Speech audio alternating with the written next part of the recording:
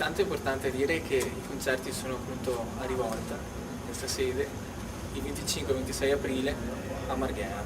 E i concerti inizieranno alle 4:30 del pomeriggio, finiranno a notte fonda, mattina, cioè alle 6:30, quindi un consiglio interessante è anche quello di non venire in macchina ma in treno, così potete bere, fare più festa. Può essere una cosa buona. Saranno appunto, il festival sarà strutturato in diverse sale musicali, ci saranno 3 palchi, oltre appunto all'area adibita appunto ai video, alle installazioni e all'area Expo. E cosa posso dire? Saranno appunto delle ore dove ci sarà musica continua, ci saranno vari generi, si va dal pop rock al neo folk, alla musica elettronica, come ha detto Matteo, al jazz, alla musica elettronica anche sperimentale. Tutto comunque diviso in 3 aree in modo che di avere appunto una certa metodologia anche di approccio al festival e di ascolto, nel senso uno sa dove andare se vuole ascoltare determinata musica, se vuole vedere determinate cose.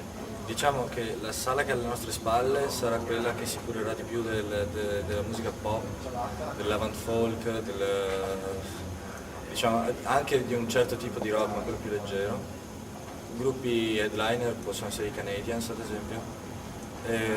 La sala di là, la sala Night Park, prevede invece che ci siano i gruppi un po' più aggressivi diciamo, Red One's Farm, altre band del giro, Rosolina Mar, Mr. Bizzarro.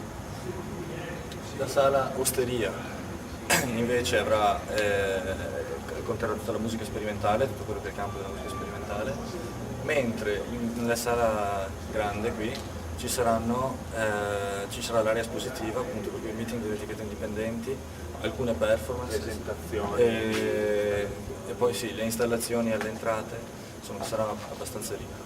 Sì, poi diciamo che le installazioni, comunque le opere verranno divise nelle varie sale, ma quella sala alle vostre spalle diciamo che sarà l'area riservata alle presentazioni sia delle etichette che di alcuni tipi di installazioni che avranno bisogno di una presentazione. Importante comunque di quest'anno è appunto anche una certa nostra direzione che è andata anche verso la musica elettronica, soprattutto la musica diciamo da club, e quindi la notte sarà appunto caratterizzata comunque da 2 sale dove appunto si va per ballare, per ascoltare un po' di musica elettronica, che sarà comunque anche caratterizzata anche a livello artistico, anche queste da DJing, l'utilizzo appunto delle immagini. Insomma, diciamo che venendo qua in quei giorni si ha la possibilità di ascoltare praticamente di tutto. E di entrare in contatto con un sacco di realtà che nel settore ci lavorano, per cui dai gruppi stessi a chi li produce, a chi li sceglie. Le etichette indipendenti. Sarà anche un punto di ritrovo. Quest'anno le etichette indipendenti saranno più o meno una trentina, probabilmente entrambi i giorni, più i vari spazi riservati all'estero di ogni gruppo, alle piccole distribuzioni, indipendenti, i booking, e per cui insomma penso valga la pena perché è una sorta di vetrina.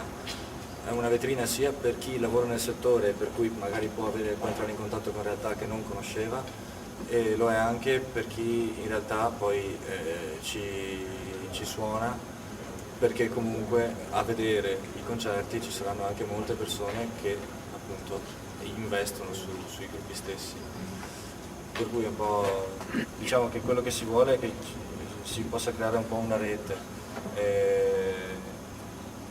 perché no? L'idea era quella di aprirla anche all'estero.